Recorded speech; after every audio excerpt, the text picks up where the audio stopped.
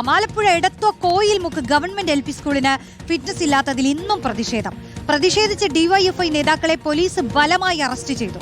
എടത്വ ഗ്രാമപഞ്ചായത്ത് ഓഫീസിലേക്ക് DYFI Thakazhi block കമ്മിറ്റിയാണ് പ്രതിഷേധ യോഗം സംഘടിപ്പിച്ചത്.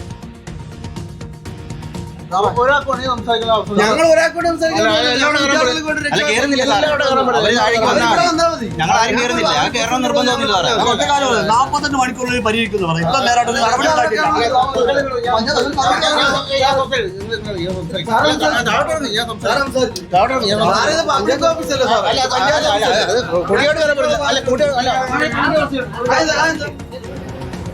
മനീഷ് മഹിബാൽ ചേരുന്നു. മനീഷ്, ഇത് 48 മണിക്കൂറിനുള്ളിൽ ഈ ശോചനീയാവസ്ഥ പരിഹരിക്കുമെന്നായിരുന്നു MLA-യുടെ വാഗ്ദാനം. അത് നടപ്പിലായില്ല. അതുകൊണ്ട് യുവജന സംഘടന പ്രതിഷേധവുമായി ഇറങ്ങി. അവിടെ സംഘർഷം വല്ലതും ഉണ്ടായോ? എന്താണ് ഇതിപ്പോ MLA അതിനുശേഷം എന്താണ് പറയുന്നത്?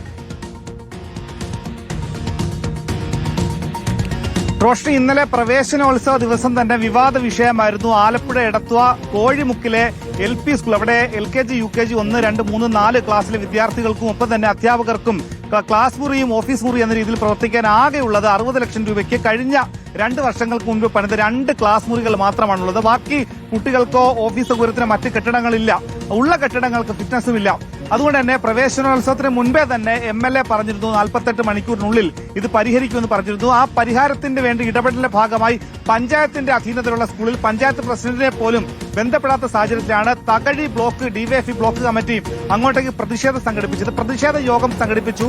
പഞ്ചായത്ത് പ്രസിഡന്റിനോട് സംസാരിക്കണമെന്ന് ആവശ്യപ്പെടുന്നതിനിടെയാണ് തകഴി പോലീസ് അവിടെ എത്തുന്നതും ഒപ്പം തന്നെ ഡിവൈഎഫ്ഐ ബ്ലോക്ക് സെക്രട്ടറി അജു ആനന്ദിനെയും ബ്ലോക്ക് പ്രസിഡന്റും കുട്ടനാട് ഏരിയ കമ്മിറ്റി അംഗം കൂട്ടുള്ള KG അരുൺകുമാറിനെ അവിടെ വെച്ച് വലിച്ചിഴച്ച് അറസ്റ്റ് ചെയ്ത് പോലീസ് ജീപ്പിലേക്ക് മാറ്റുകയും ചെയ്തിട്ടുള്ളത്. ഇപ്പോഴിതാ 48 മണിക്കൂറിൽ പരിഹരിക്കുമെന്ന് പറഞ്ഞെങ്കിൽ ഒരു തരത്തിലുമുള്ള ഇടപെടലും കുട്ടനാട് MLA റജി ചെറിയാന്റെ ഭാഗത്തുനിന്ന് ഉണ്ടായിട്ടില്ല എന്നാണ് അറിയാൻ കഴിയുന്നത്. ഈ വിഷയത്തിൽ നേരത്തെ തന്നെ കഴിഞ്ഞ പ്രവേശനോത്സവ വർഷം തന്നെ വിവാദ വിഷയമായിരുന്നു. സ്കൂളിന്റെ മേൽക്കൂര അടക്കം തകർന്നു പോയത് വിവാദ വിഷയമായിരുന്നു. ഇപ്പോഴത്തെ ഡിവൈഎഫ്ഐ പ്രത്യക്ഷ സമരത്തിലേക്ക് ഇറങ്ങിയിരിക്കുകയാണ്.